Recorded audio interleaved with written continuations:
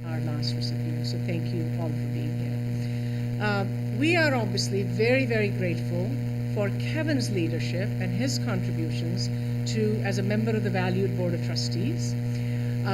His leadership and experience as a Methodist pastor, president of the Methodist Health Foundation, and then the chief of staff to IU Health has always perplexed me because I don't know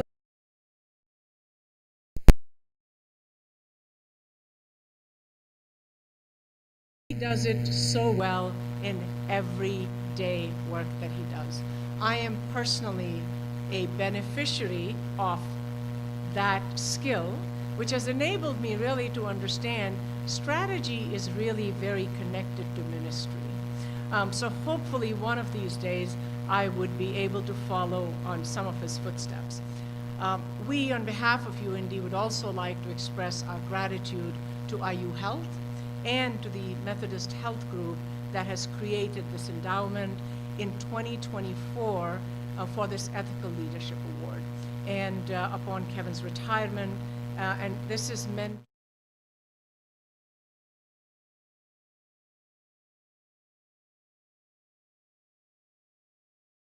in Indianapolis. So very, very thankful for that. So before I thank individuals and recognize some members, please join me in helping IU Health and the Methodist Health Group for establishing this award by a round of applause.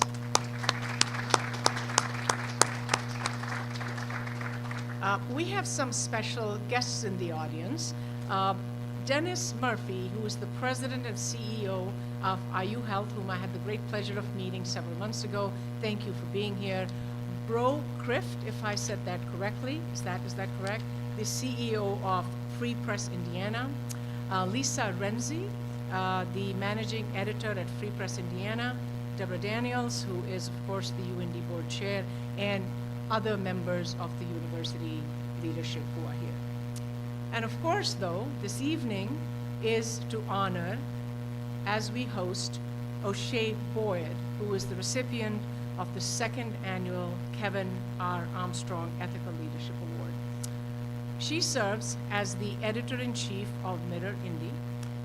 In this role, she is responsible for leading a team to ensure that Mirror Indy realizes its vision, a stronger Indianapolis, where democratized storytelling, I love that expression, democratized storytelling ignites action, not just storytelling, but igniting action.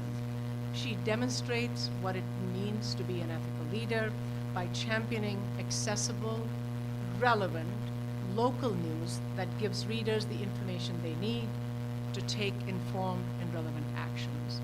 As you know, in this day and age, that particular part about accessible, relevant, democratized information is particularly critical. Before joining Mirror Indy, O'Shea was public engagement editor for Indy Star. As public engagement editor, she spearheaded the creation of Black Community Advisory Council, which helped Indy Star provide better coverage of the Black community and about the Black community. And she launched the podcast Voices of Community, which highlighted those working behind the scenes to make Indianapolis and Indiana a better place for all. She was formerly the editor of Indianapolis Reporter newspaper and Indiana Minority Business magazine.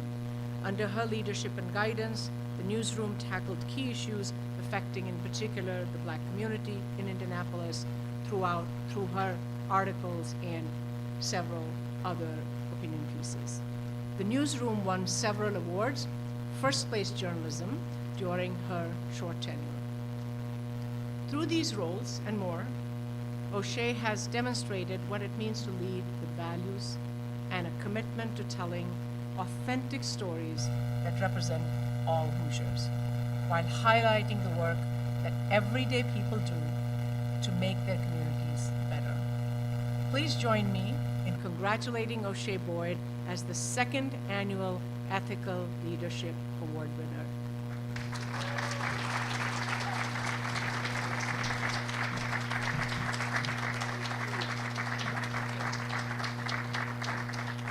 and I have just learned that I mispronounced her name, which, my apologies, Oshia. Is that correct? So please join me. I will say that again. Please join me. Yes, absolutely. We'll do that. Please join me, and so, as someone whose name is frequently mispronounced, I apologize, because that should have, I had practiced it, but apparently not well enough. Congratulating Oshia, is that correct? Boyd as the second annual Armstrong Ethical Leadership Award winner. Kevin, would you please join me on stage to honor her contributions to our community?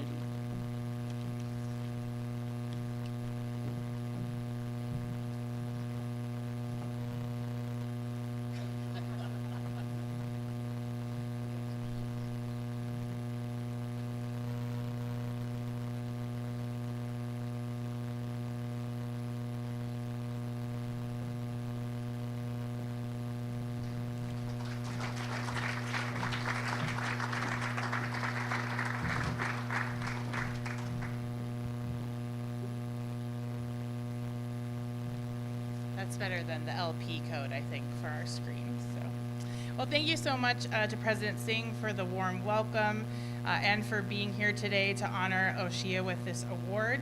And I would like to extend my deep gratitude to Kevin Armstrong for working on this award with the Center for Ethics to develop the award, but also with guidance on thinking it through every year. So I'm an avid reader of Mirror Indie, and so when I had that the editor-in-chief would be considered for this award, I was really delighted and excited, and further delighted and excited when we selected Oshia for this year's award. So from my very first meeting with Oshia, her commitment to transforming our community through investigating and storytelling was so clear to me. And as a philosopher, I deeply identified with the example she shared of kind of that time when you have a question, why is this the way things are? That's a question that I ask a lot, which turns these ideas into features and storytelling projects, all the way from why did the parking rates go up to why is some housing in horrible condition, and who is investing in Indianapolis neighborhoods. As a philosopher, I know that a simple curiosity can spark an investigation that gives us answers. And as Oshia said in our first conversation, we can find out. So this was really helpful and inspiring to me as I think about that curiosity that can develop into something so much more. And I've really appreciated that in our conversations. We had an opportunity to speak with Introduction to Journalism earlier today. And I've already learned so much in that experience. So I'm really happy that we can share some of these insights with you all as well. So a deep thank you to you also for coming, sharing your knowledge with us, as well as joining us to accept the award. So we're going to have a dialogue conversation for some time, and then we'll have time for audience Q&A from everyone in a bit. Let's clap again for Oshia.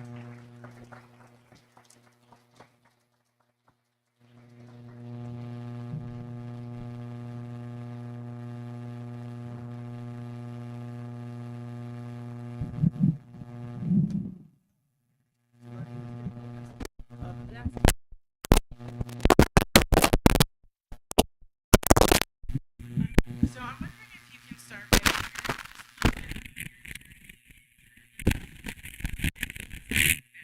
that guided you throughout that journey.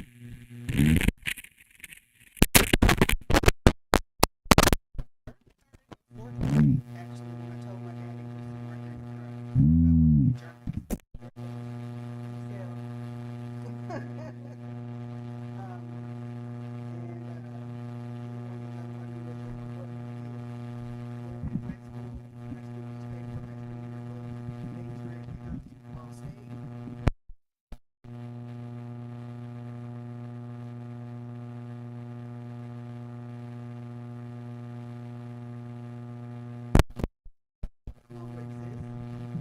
it gave me my actual life.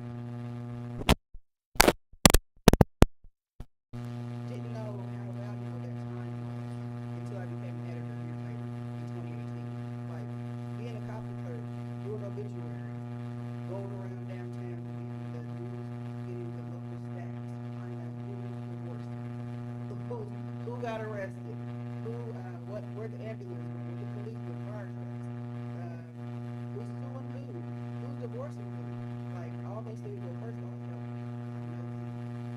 And I like having information first, so I can know what was going on in my town.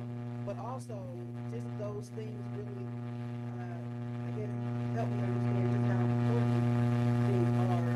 Accuracy, for one. You had to have things right. I learned early on in my career about messing up obituaries and being taken to task. And never did it again. Never did it again.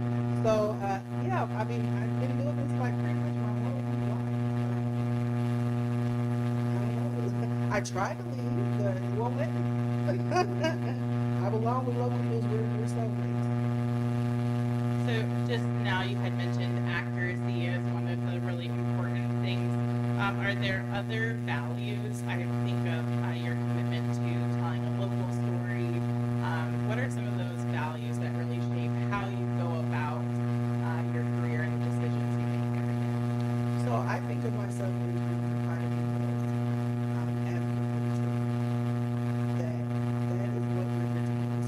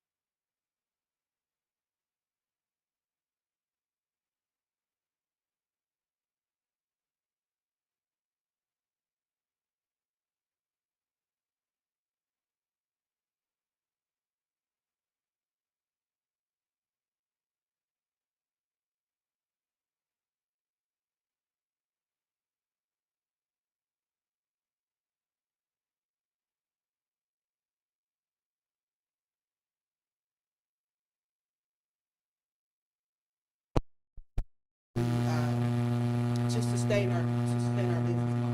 Business model is another thing. We're not gonna go into that. We're not talking about that.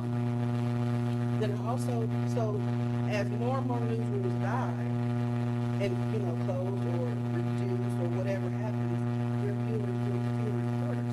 So that's the struggle now. Is there's so much news that's being missed. That near Indy, as great of a job as we're doing, we're not doing a good job. We still don't have enough people to get. There's not enough people in this city right now to get all the news that needs to be covered. Just because there's just so much news that needs to be covered. And thankfully, we are filling a gap that exists, and we have an ecosystem that we are supportive of. We add into, so we have a lot of partners that we share content, and we work together on stories to make sure that we are covering news in Indianapolis. We're really only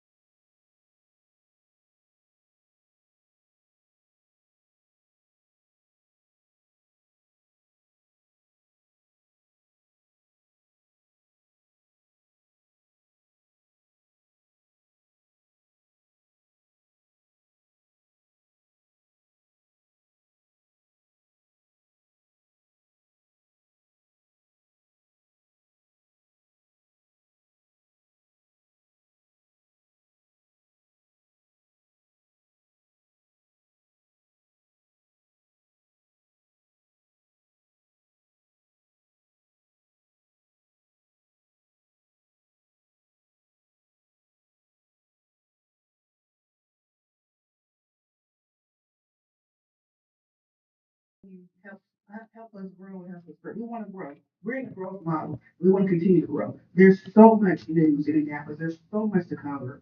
And the only way we can get there is that we actually find out about it. So don't just uh, read us or interact with us and like tell us about things. People in the community know about these amazing stories. Tell us about it. We want to know so we can go cover those amazing stories. We don't just want it to be like, oh, we only cover the bad news. I don't use that term, but most people do. But we also want to hear those great stories about those ordinary people doing extraordinary things. That's what makes community. We want to know about your events. We want people to attend your events.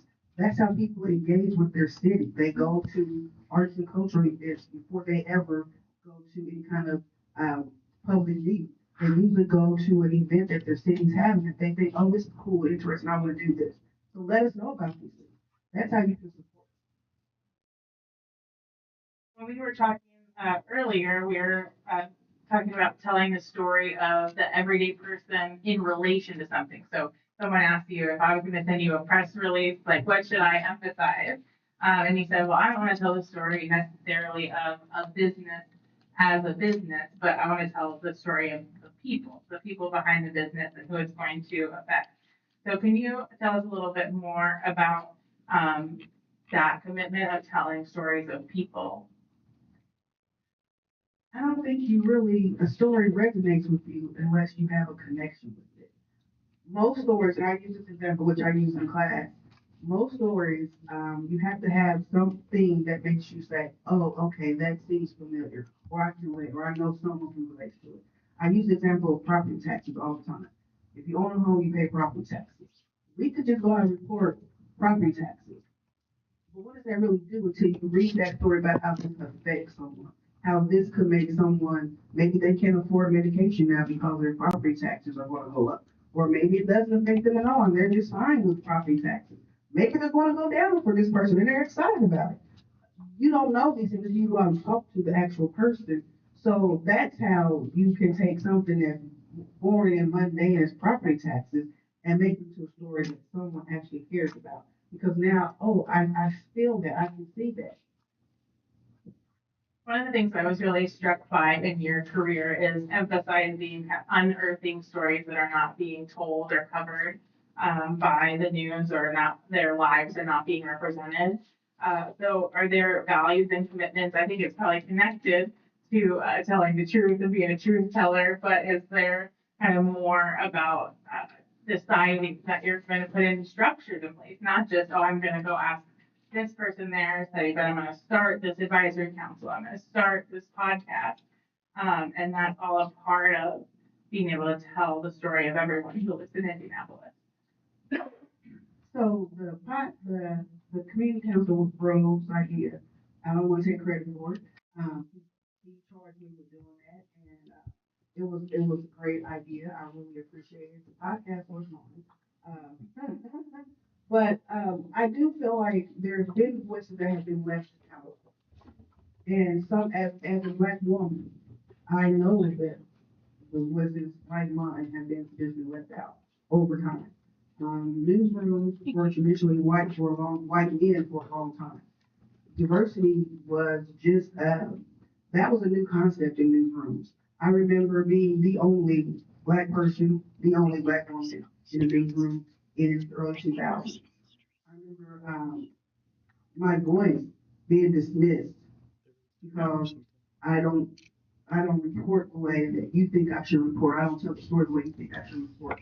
I remember like the second black person came, she was Afro Latina, and we would say something and literally be ignored, and then 5 years later, someone said the same thing, and we're like, you would just say that.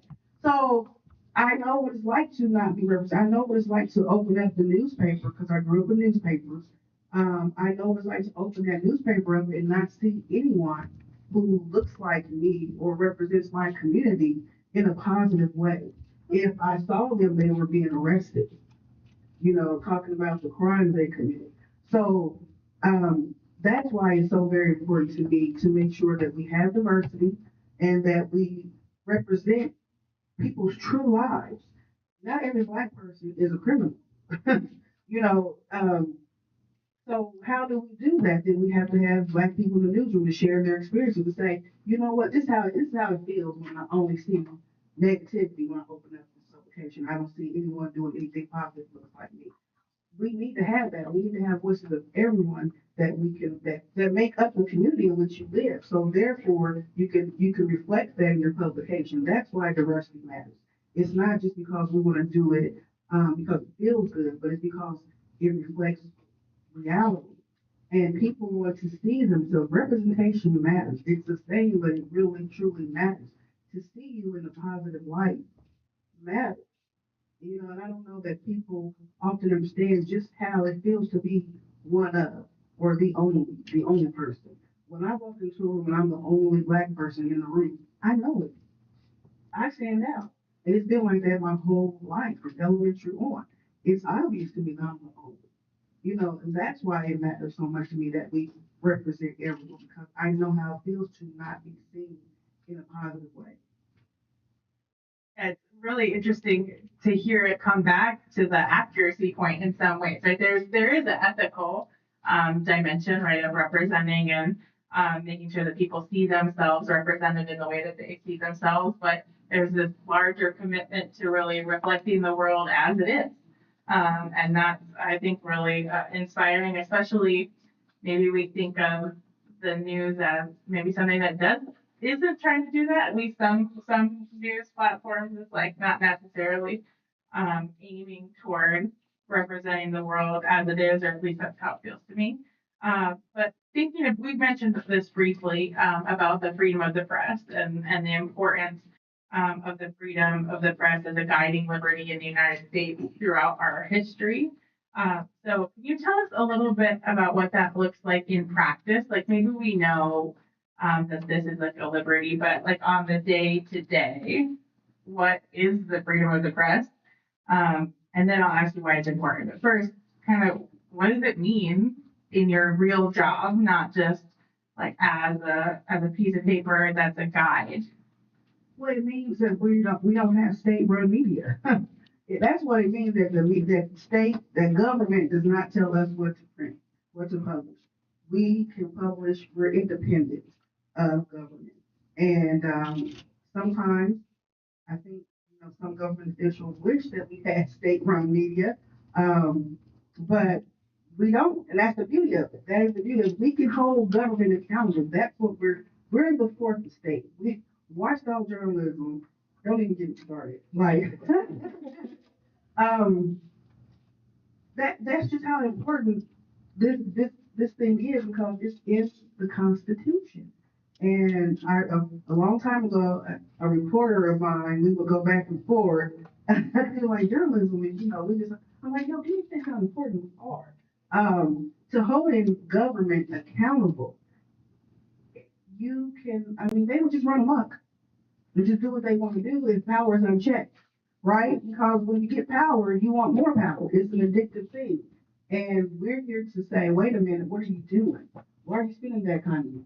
And it's not always that it's wrong, but there should be transparency on what is happening with why you're doing what you're doing with my money. I'm a taxpayer. I should have some kind of understanding of what's going on. So there needs to be transparency. So I get really, really passionate about like why we exist. And again, I think I'm jumping ahead to your other question because I get going. So let me stop.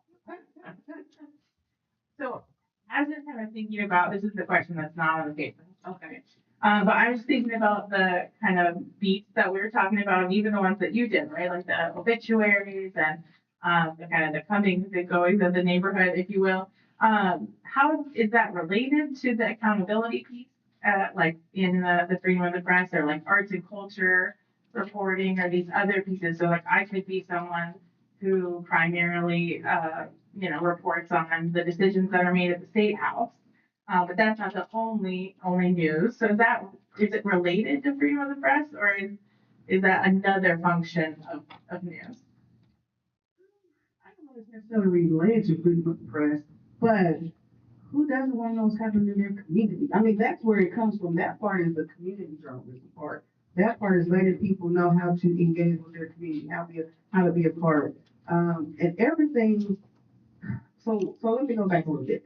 So when I wanted to first be a journalist, I wanted to be a features writer. I did not want to do the news. News was like boring. Who wants to write news all day? Not me. I wanted to be in there writing good features, fun stuff, right? Because I'm fun. So that's what I wanted to be. I wanted to be. It was not until later I started respecting the news and understanding just how important information was, and also understanding just how arts and culture feeds into that. We all are three-dimensional. We have that other side that we need to support. Like, you can't just be news all day long. You have another side who likes to be entertained, likes to do fun stuff, that likes to go out in the community. And that does not mean that arts and culture can't still be news. Does not mean arts and culture is still fluff, because arts and culture can be really mean it's not fluff, and we don't believe that in mere envy. We want arts and culture to have some heft to it. So it's still just as important as news, because it is. It's just as important to connect culturally to your city as it is to connect as far as taxpayer dollars wise, government watchdog wise. And let's be honest, a lot of art spending is tax money too. Many people may not recognize that your tax dollars are supporting arts. So you need to understand what's going on in that world as well. And it's just, you just like to go out and just have some fun and go, I like to find out what's going on at the canal, or what, where we're having the new event. Like, I like that stuff too. Who doesn't enjoy that? Like, life is not always just boring, and we have to focus and be hard all the time. Like, we can't just be, we need to also be expressive and have fun. And it also, I was reminded of your earlier answer of like you often get engaged into the community via these arts and culture pieces. So maybe that's a pathway also to learning more about the decisions that are being made in your city or in your state. So I'd like to hear a little bit more in connection to some of UIndy's values. So one of the things that ethical leadership does is it centers the values as a guiding principle for all the decisions you make. So some of the values that we have here at UND is to value diverse perspectives, as well as to develop a global mindset, which is, as I kind of mentioned, we're exploring new pathways, which are really exciting here for doing that. So I'm wondering how our students might learn from your story and the decisions you've made in your career and apply it to develop those values of valuing a diverse perspective and developing a global mindset. Well, I think value diverse perspective, it should just be a natural thing. Like it shouldn't take so much effort to value people who don't look like you, who don't sound like you, who didn't grow up like you, because the world is made up of many people. So to just think you're only going to interact with this small group of people who are just like you is not realistic. You're going to interact with people who are different from you in many ways, and just be prepared for that is going to help you in the long run. What you want in your career, in your life, is you want a life full of richness. That's what I think. So different people bring richness to your life. Different thoughts, perspectives bring richness to your life. That wouldn't be there if you only talk to everyone, if we all were homogeneous. You wouldn't get that. So global, when I think about global perspective, from here in Indy, we're only Indianapolis, right? But I say only, but Indianapolis is huge. And Indianapolis has just about every place in the globe is here in Indianapolis. So we have International Marketplace, just up on Lafayette Road out west. You go there, you can go to, I don't even know how many different countries to eat, just right there in our own backyard. You can meet so many different people right in Indianapolis. The south side of Indianapolis is home to several immigrant communities.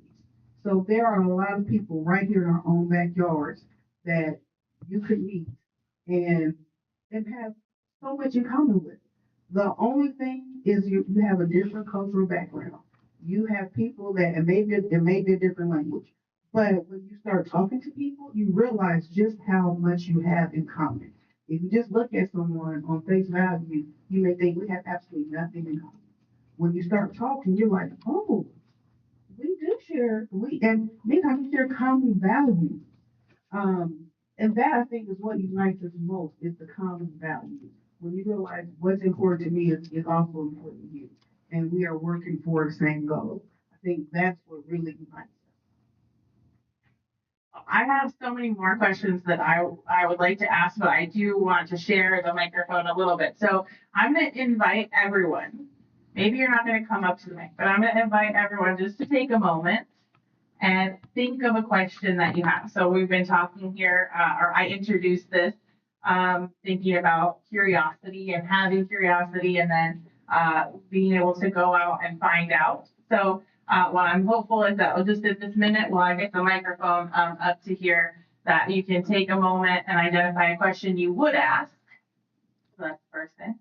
And then the second thing is then deciding whether you're going to come ask a question, which I hope that you do, because the answers in the intro to journalism were really fabulous in getting those questions. So everyone's thinking of a question, and then some people are going to decide that they're going to ask theirs.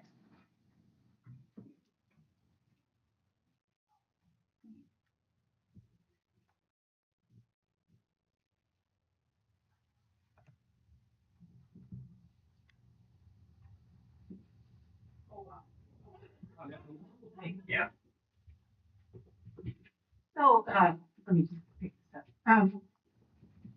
I know that, you were in a very responsible position at the Indianapolis Star before you made the move. And I was just wondering, that's a pretty big, leap of faith, I think, to go to something that's just forming. It's pretty exciting, but it could have been a little scary too. And I just wonder what that was like for you and what caused you to make the decision you did. Well, I'm glad you asked that question. Me too. So, so let me go back just a little bit before. So when I left the recorder to go to the Indy Star, it was June. And I think by August, there was some layoffs. Then like October, there was some buyouts. Then like December, there were, we had furloughs. And, sorry, Daddy. But I was like, what the hell did I just do? Like I was, where I was okay. And that's how these changes happen. And so, when Mayor Indy came, well, at the time it was Indiana Local News Initiative, what made me decide to go ahead and take the leap? Because I said, journalism in and of itself is a risk. um, I don't think this thing will be any riskier than what I'm already doing and what I've been doing all my life. And I've been here since 2008. And somehow I've survived furloughs and layoffs and all these things. And so why not take the risk? Because just being in existence in this industry to me is a risk. Now that's my perspective. That doesn't mean it's anybody's perspective, but I just think that every day we're in it. So why not go and do something groundbreaking, amazing, started from scratch? Like I was the third person hired. Our Ariana Meady, our community drones director, then Ebony Chappelle, our free marketer. Like, so it's like, okay, and you hired three black women first. That's groundbreaking. Um, so to do some kind of local news thing like that was groundbreaking in and of itself. Um, and then just again, why not? Now, I'm not a big risk taker. I need to assess and think and process and like, okay, how's this going to work? And I'm a control freak. But what I've also learned is there are a lot of things I can't control. And at the end of the day, I just got to put it in God's hands and say, hey, you got me this far. So I'm sure you're going to keep you're going to keep me. So then if all else fails, like my son lives in Chicago, I can go live with him. Or I'll be back over here with my daddy.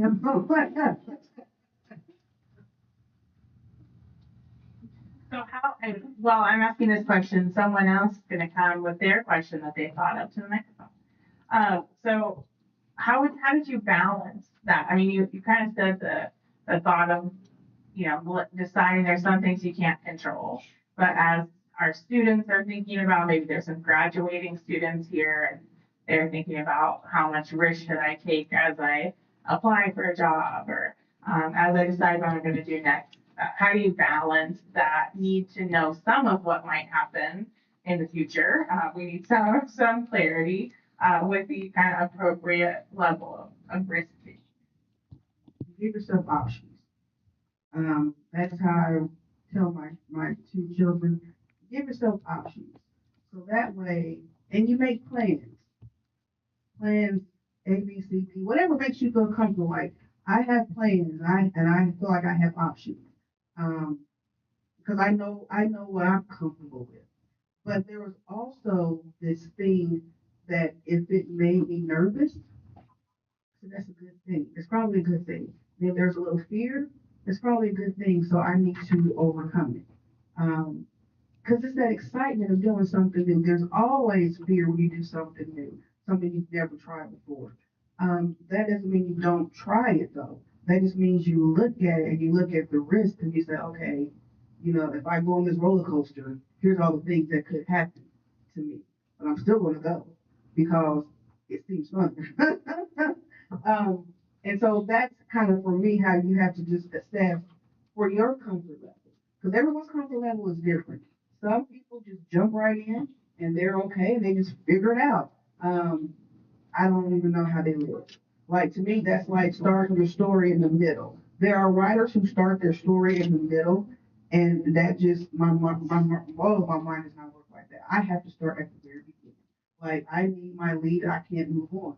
I don't even understand what you're saying. I say, oh, I just started in the middle. I'm like, that's a risk to me. That's a bigger risk than just being in journalism to me because I don't know how it's going to end. But you just figure out what your comfort level is, and then you keep your options open. Never burn a bridge. You stay cordial with people and talk to your former bosses and you network. That was one thing I was not good at was networking. My son is very good at networking, very good at selling himself. I learned watching him, like, oh, this is what I should do. Because I just wasn't good at it. Because I'm just someone who's just like, you know what? I'm good. I'm good. But you really do need, and that's really how I got most of my jobs when I look back on it, is because of who I knew. Because of when they say it's not what you know, it's who you know, like there's some good in you.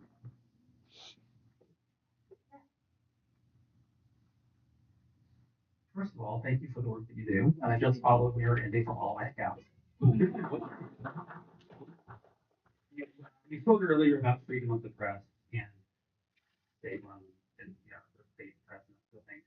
Would you be able to share some of the challenges that you're facing currently right now with the administration and things that are happening in terms of freedom of the press? Well, we don't really face anything when you're talking about nationally. Um, I can't think of anything we're really facing nationally as the threats to what we do since we are focused on Indianapolis. So when it comes to what our government, we're focused on what's happening on Market Street, right? That's I guess where we would or not happening. City County Council and the Hogshead administration. So those local things are what we're focusing on. That does not mean though that what's happening nationally does not filter down locally. As we were talking about in the class earlier, what is happening federally does play a role in people who work for the federal government live in Indianapolis. People who are losing jobs live in Indianapolis. So therefore, it does affect Indianapolis. So then our job here in Indy is to go back and say, okay, how is this thing that's happening up here affecting us down here? Because it's real, and oftentimes I think people didn't really realize how real it's going to get. Because you think, oh, they're federal workers, they all work in DC. No, they don't. A lot of them work right where you live. And so our job is to say, okay, what's going on? And to go back to being people centered. What is happening with people in their actual lives? How is this making your life change? Maybe it's making it more difficult for you. So we want to know. We want to know those stories.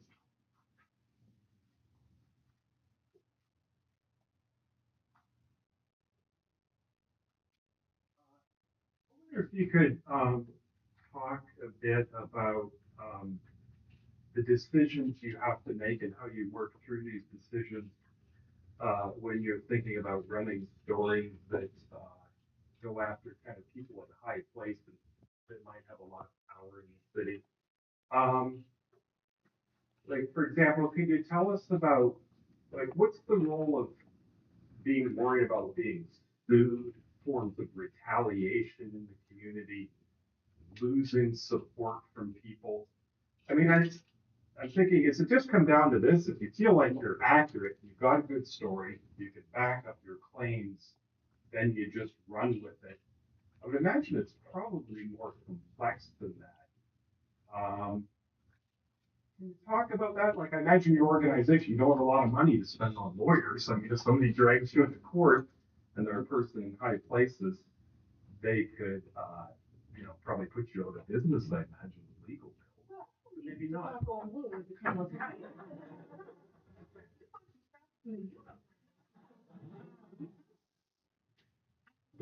Running with anything, there's a lot of thought, right? And not to say it over and over and over because we have some serious conversations about accountability, holding people accountable. Our First Amendment, Second Amendment, I'm sorry, or Fourth Amendment, I don't know right now. All the amendments. What our duties are as journalists, what our duties are to the organization, what our duties are to the city. Like these are conversations that we have. So it's never just like we run with it. It's never that simple. It is a definite, and I have great people. I have a great team. My managing editors are here. Are here. We have serious conversations and they always bring things to me and we have a conversation about it, multiple conversations. And we actually do have, a lawyer who, reporters committee for freedom of the press. I always get the name garbled. But we have them look over stories quite often, and it's pro bono. So it's not like we're just like, yeah, we're just gonna publish it because we can. No, it's way more serious than that. There's always a fear of like someone retaliating. And there's always that fear of like holding people accountable and them being angry with you. I think every reporter in here has had someone come back and want something corrected or want to change or they didn't like something reported. But we stand firm on, well, exactly where is the mistake? Oh, you didn't like the way we said it. So that's different from a mistake. So we talk to people about the things that they're unhappy with. And they may still leave unhappy with us, but it's not like we don't care. We do care. I mean, we live here in the city. Um, we want our work, it's our name. Like every reporter, their name is on that story. So therefore, that's their reputation. And that's what I think often gets lost is when someone's name is on that and then they have their email and their phone number, like that means you can hold me accountable. That means call me and let me know what you think I did wrong. Let's have a conversation. Um, it's nothing that you take lightly when your name is on something. And where we live today, I mean, you can be doxxed. Like there's so many things that can happen today with your name being out there. So it's serious because it could be dangerous for the reporter. It's that serious sometimes. So we don't take we don't take it like I said. It's never just run with it because we can. No, we have serious conversations, and it could be multiple conversations, and it could be days of conversations like it because we care. I mean, it's just we truly care.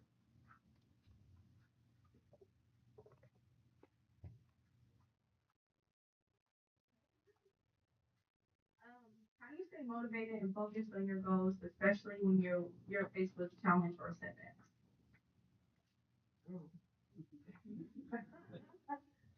Um, I like to eat. I like to have a roof over my head. Like it's the basic things. First of all, to motivate you. Um, what else motivates me? Really, I just really truly love what I do. Like I try not to make it because I don't want younger people to think that this thing has to consume you. Because you should have some kind of where you can turn it off and it does not consume you. And it does not consume me all the time, but it does consume me, if that makes sense. Because I just love what we do. I love who we are. I love journalism. I love telling stories about community, but also love holding power to account. Like I love just this idea of what I do every day could change someone's world. Um, Oftentimes you get into journalism, you think, oh, I want to change the world. I remember when I was teaching one of my classes at Butler, one of the students was like, change the world. I'm like, yeah, I want to change the world. You get to because you want to change the world. He's like, that's too big. And I thought, wow, why do you think that's too big? Like, we're idealists and we're cynics at the same time. Like, I don't know how those two work, but they work together. We don't believe anything you come, but yet we want to change everything, fix it. So, but when I talk to the student more, and I said, when we write a story about someone, and like the story we wrote about when we first launched, where someone didn't have housing, and then they ended up getting housing, that changed that person's world. When story that one of our reporters wrote about free laundry on Tuesdays, you can go get your laundry, go wash your laundry if you don't have a washer and dryer, you're unhoused, you can go get clean laundry. That changed that person's world. Like every time you get to go do your laundry, you don't have to worry about this expense. Uh, I don't have enough money to go clean my clothes. That's life changing. And it's those little ways every single day for those people who are affected, but it's not little to them. It is not little to them at all. But it's the big stories, like Green Lawn Cemetery. Like it's these big things that we do too that also are life changing. But everything we do, when you think about it that way, is a service to our community. And sometimes as reporters, we get, and journalists in general, we get caught up in the mundane day-to-day, just gotta give you a dead mind. Cause that's real, right? You get tired and people have personal lives. They have a lot of things going on in their personal lives. But when you really center the community and look at it that way, that kind of is what drives you. Get energized from that. You're like, okay, I can keep going. I can go one more day, one more week, one more month, and then also you gotta take a break. Thankfully, we have a great policy, PTO policy. So I always tout our policy where we get some time off just to shut it down. The whole company just shuts down. And I've never worked at a place like that. And that means a lot. That means that no one's on Slack, no one's texting. Like we're all just like, you don't even exist for a whole week. And that gives you a chance to recharge and go back and have fun with your family. So it's always constant, continually like finding new ways to find energy. And you get energy from your peers. Like I come into the newsroom, I see reporters buzzing about stories, and I get excited from hearing that because I don't get to do that stuff anymore.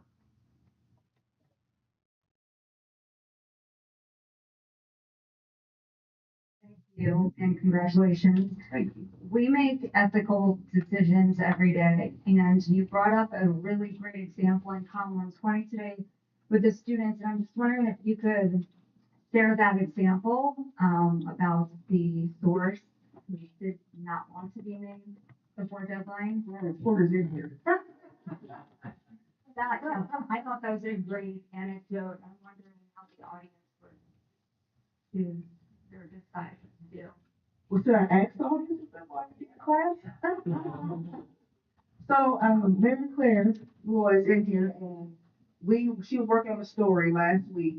A story she'd been working on for weeks, if not months, at this time. And the source decided they did not want to be quoted anymore. And we had several anonymous sources, and so we had two on the record. I think it was two, three on the record. Okay. And so all the sources said the same thing. There were allegations of harassment, discrimination, treating people unfairly at work by their executive director. And so the person called right in like the 11th hour. The story was scheduled to run the next day. They were putting the finishing touches on this story. And the person called and said, or texted and said, yeah, pretty much I don't want you to use my name at this point. So I posed a question to the students, what would you do? So I ask you all, what would you do in that situation? Legally, we have every right to run it. They were on the record. Everything was agreed upon. And then the last minute they said, no, don't want you to use my name. For whatever the reason was. What would anybody have any thoughts about what they're doing? Any of the students? Were any of the students in the class? Oh, you were in the class? Okay. So you want to tell people Alan, what are you gonna do? And why? I mean, in class we talked about obviously you want to give yourself a trustworthy name for the public in this situation. So that means getting in contact with the source and even though it's not abiding to what they said, giving yourself that credibility and that reliability. So we decided not to run the person's name because we thought that was the ethical thing to do, even though we still could have. But we thought because we're trying to gain trust, we're trying to build trust with stores with the community, we're also trying to mitigate harm. We don't want to harm. There's been so much harm that we as journalists have done to groups, to people, and we didn't want to do that. We didn't want to traumatize this person who's already been through trauma. So these are conversations that we also have in the newsroom. Okay, what do we do here? And then, like I joked in the class, and I'll just share the joke. I'm like, well, we would get this ethical issue before we get this ethical award. So now I can really be ethical here. But we never want to cause someone trauma. And that story, thankfully, Ryan and Mary Claire figured out a way to salvage it. Because there was a fear of like all the hard work she's done would just go up in smoke and the story and there would be no story. but they found a way to figure it out to make sure we had a story, which to their credit, we still figured out and the story ran. But those are the ethical dilemmas that happen like all the time. It's not a day, well, I shouldn't say it's not a day that goes by, but there are big and small things that we have to decide on how to build trust. For the way you present somebody in a story, from the images that are being taken and shown. Like there are so many things that we think about, and I really have a thoughtful newsroom. And I will say, I think this space in journalism too is much more thoughtful than it used to be since I've been doing this for a very long time now. I don't remember people caring so much about getting it right and portraying people accurately or fairly. Like it used to be, well, just run it, go ahead and run it because we can. Now it's like, but do we, should we, how? There's a lot of conversations that happen that didn't used to happen, and I really appreciate the thoughtfulness today. If you're here as a visitor and you hear some pounding, it's because there are people lifting weights above us. Just so you know that if that is a normal thing, it's not something out of the ordinary if you're hearing that. So I just want to highlight one thing in connection with ethical reasoning. So one way of kind of cashing out a duty would be to not use someone as a mere means. So if you're in my classes, this should sound familiar.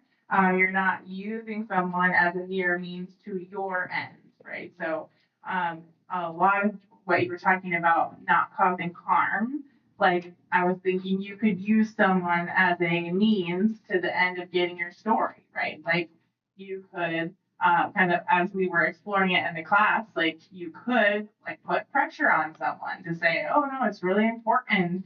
And then what's the balance, if there is one, between that and like if the story is important, like it's important that people hear your story, or something like this. I guess I'm wondering, like, is there a time where maybe someone would say, oh no, I don't want to be interviewed, or I don't want my name to be on this, and then there's like a conversation about what it means for the story to be out there, and maybe that's not using them as a mere, as like only in this case, only as a means, but also as like a shared end of like bringing awareness to an issue or holding people accountable. So is there a balance, or is it just like if people don't want to be on the news, that's their, I mean, obviously everyone gets to decide, but is there a conversation?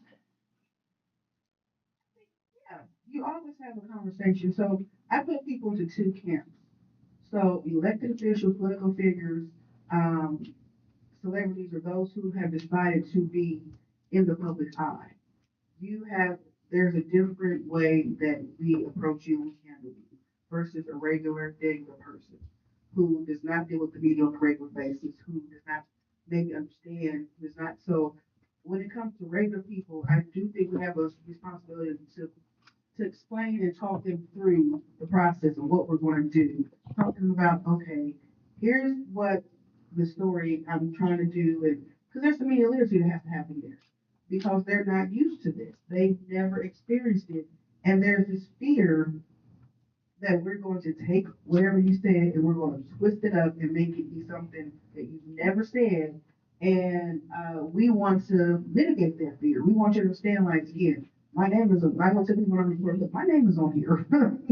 You know, I don't need you running around telling everybody I lied on you because word of mouth spread. And then so people will not want to talk to you. So there is some responsibility we have to helping people understand the process. Now, if you're in the public eye, I don't give you the same kind of grace. And that may sound harsh, but you kind of signed up for this, for us to hold you accountable. Now, maybe you're new to it, and maybe you weren't ready for it, or maybe it has not been done before because you were just given a pass. But at some point, you have to be held. There's going to come some questions for you, and you should answer them because you owe your constituents answers. It's not me, Oshia, the journalist. It's not personal for me at all. It's my job, and therefore, so I put on my job. I put this armor on, like, Okay, now we gotta go ask this person a question. Um, and I come armed with, I got a bunch of people behind me that I need to get answers for because they deserve to know. That is where the elected officials, like, sometimes it's construed as we're coming after you because we want to attack you. No, we are trying to actually be watchdogs. We're trying to actually do what we're supposed to do, and that is hold you accountable. And that gives me a little bit of power too, though, to say, no, you can talk to me, because you need to tell your people what's going on. Like, your people want to know why the roads look like they do. And you're not like, so we have to answer. And sometimes it gets uncomfortable. It does. But this is kind of what journalism is. And the more you do it, the more you practice it, the more comfortable or confident you get in your ability to hold people to account. And I also want to say this too, really quickly, going back to service and keeping the mission in there. One of the things I love about today too is journalism is not as arrogant. We used to be very arrogant as we know what we need. We have the news and information that you need, but you come to us and get it because we give it to you how we think you should have it. We are very much no, we want you to tell us what you want and how do you want that news. Because otherwise you're never going to engage with it. So how do you get the information that you need for you to thrive in this city versus me telling you what you need? Because when you rely on me to tell you, well, when I rely on myself, I'm listening to Mark. But when I listen to what you're saying, then I'm actually going to get the things that you want.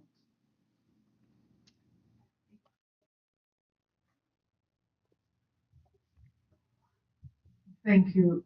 What a great conversation. And thank you for your passion with which you're explaining, the power of journalism. I'm curious, as you said, this, Merindy is an Indianapolis based and primarily focused on Indianapolis, right? These conversations, I'm sure, are taking place across the country about independent journalism. Um, what what are some of the other places where you think this is happening with as much commitment, as much passion as you speak about? Because this is, as proud as we are of this market here, I know that this is probably being replicated in other markets as well. So and is there a group that is regularly engaged in these conversations nationally? Because as you know, we certainly can use more of these. So thank you.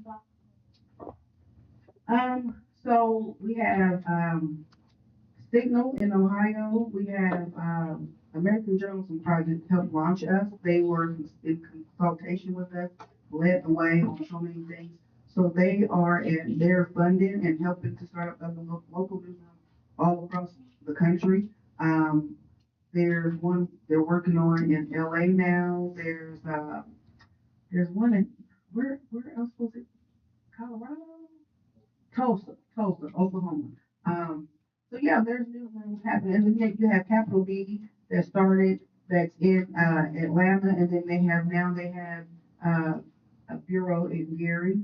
So nonprofit news um, over time has really grown. Then we have Chalk Beat in the city that is nonprofit news. They were one of the early ones. Texas Tribune so with Capital Chronicle here locally. Um, yeah, it's just when you look at the landscape of journalism, there are so many organizations, and everyone's has a different focus, but they are really trying to disseminate the news and information people need to thrive. They're really trying to fill that gap, whatever they determine the gap is they want to fill. They're really trying to do that. I think it's a very exciting time for independent nonprofit news. It's yeah, I don't think I'm glad I'm here in this space. Like it's exciting. It's scary sometimes. When you think about how the model is not the same model that I grew up on in journalism, but it's also like, well, that model's not really working either. That model's not even working the way it once did. So it's exciting to see what we can do and what nonprofit news is doing. So many awards now. So like nonprofit news is killing it. Like it really truly is. So many great journalists have gone to nonprofit news. I just have maybe one last follow-up, and then we can have another question from the audience. I want to dig a little bit deeper to your point about journalism harming people or bringing up or re-traumatizing, and then maybe in connection to the for-profit versus non-profit news and the pursuit of a story, or so it is the kind of motivation of expanding profits. Is that like where the harm comes from of people in journalism, or is there another origin?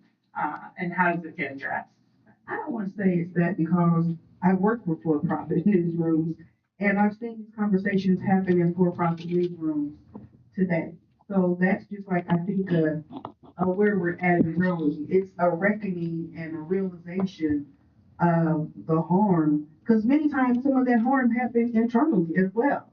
So I don't think we're competing in that way because it's like, oh, we're a profit and we don't care about people. I think it was just a growth in the industry and just people growing, people understanding, people respecting the differences you bring. When everyone looks at you think everyone thinks the same, you really don't care about what someone else does when it doesn't confirm what you already think and believe and know.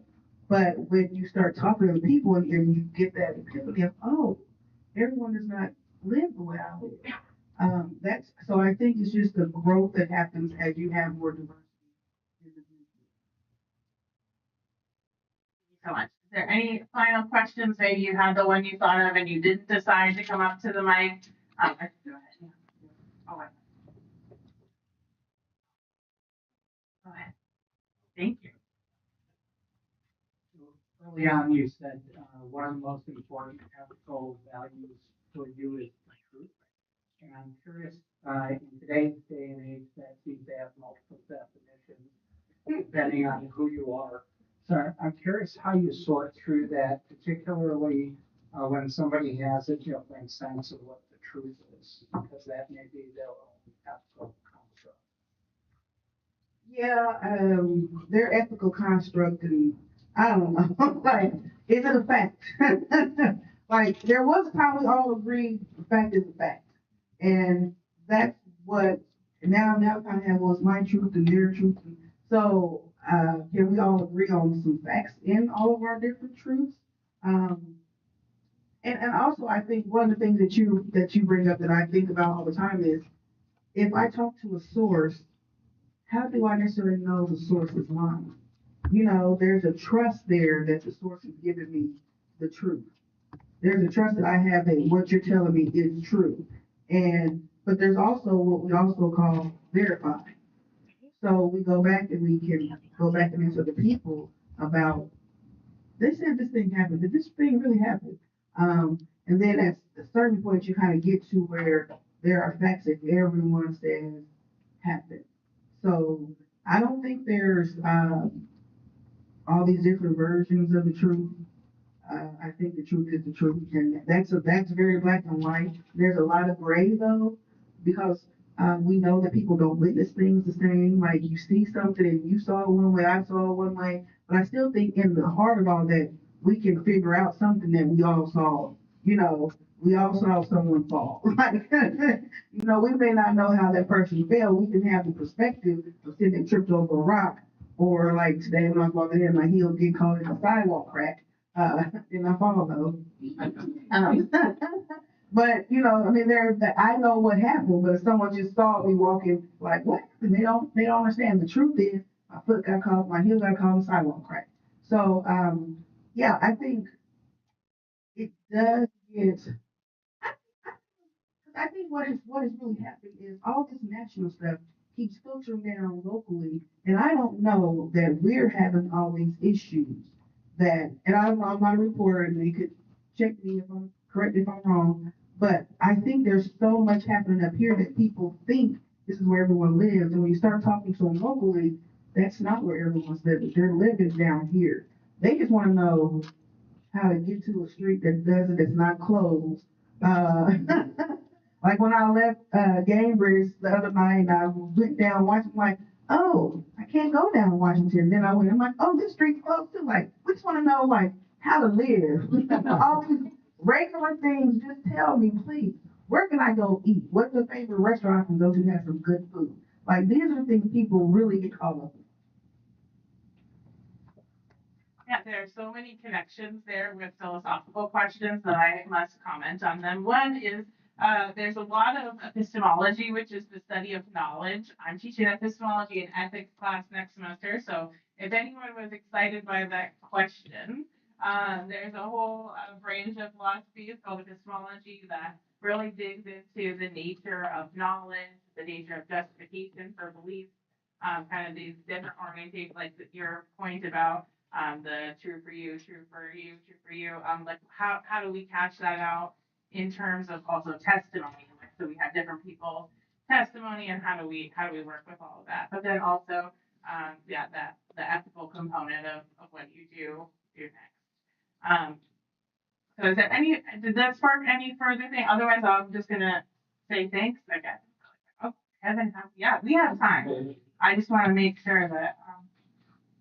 So just quickly was an observation and a question. When I was 25, what I was looking for in a job is what did it pay and could I do what I wanted to do?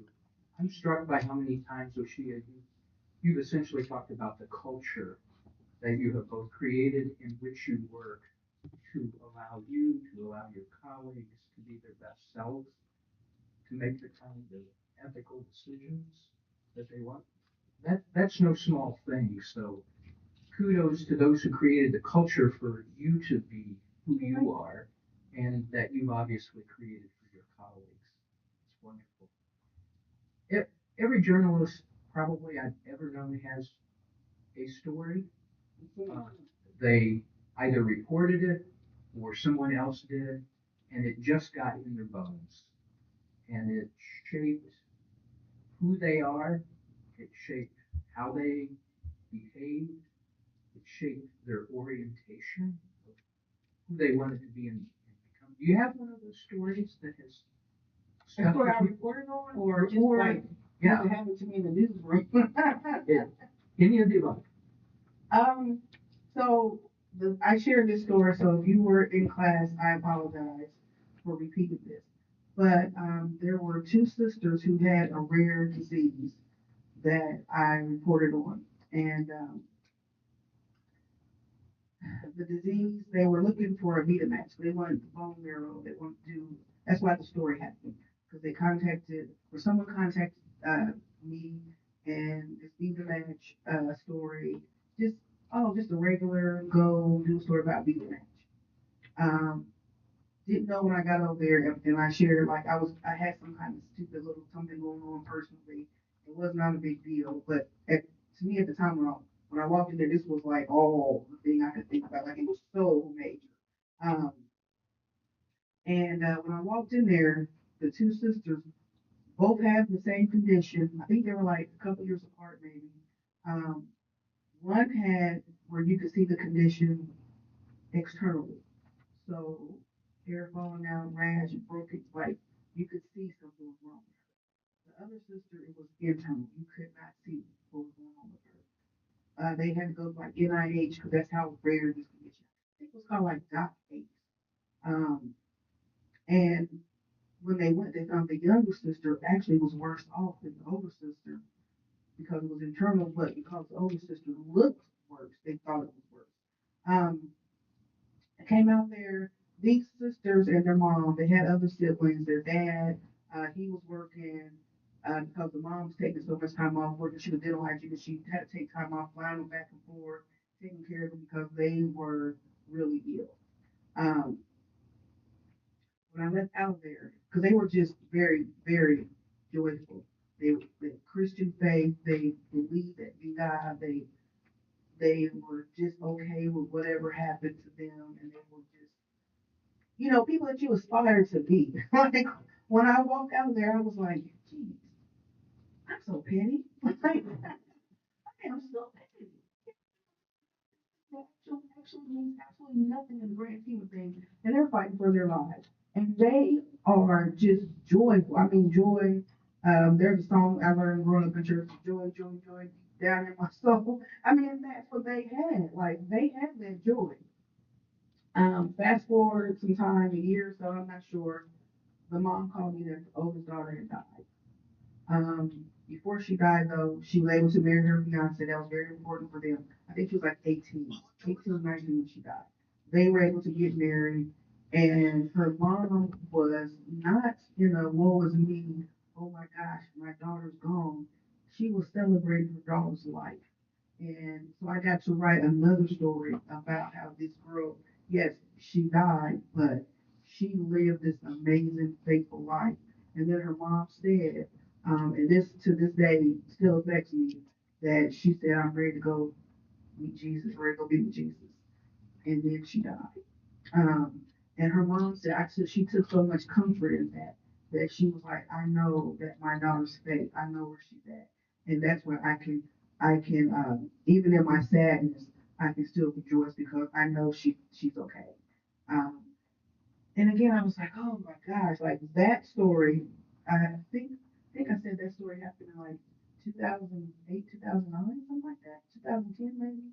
It's 2025, and that stuck with me because I just think about like whatever I'm going through, it's nowhere near what those girls dealt with, and their mom and their parents and their siblings, and just watching all of that, and it just puts things into perspective of just how important um, relationships are and love. And we get caught up at work and all these things that, story deadline, people making us mad, and all these things. And just like, you know what, at the end of the day, when it's all said and done, this is not what you're going to remember. You're not going to remember how much somebody got on my nerves at work. You're going to remember like how much people cared about you, all these things. So that's one of the stories that resonates and stays with me.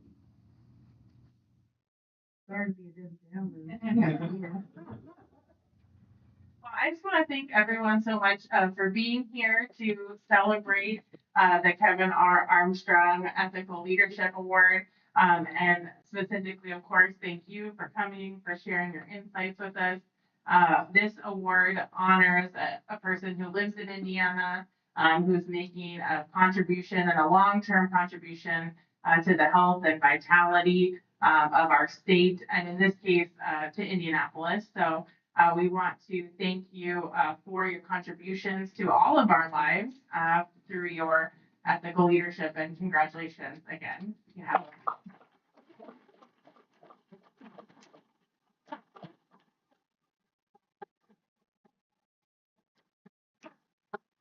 so if I'm going to put the LT code on this, but I would look to the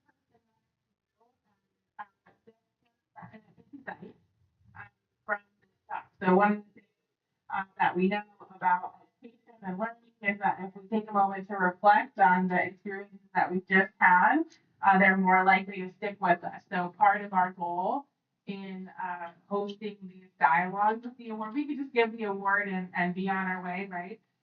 But the reason why we have this dialogue is so that we can learn in our community by an example. And I'm so happy that we have that today. So please, I want to see, I always say this in my classes, I want to see with my eyes that people are turning to the person next to them and sharing something that they're going to take away from today. So thanks so much, y'all.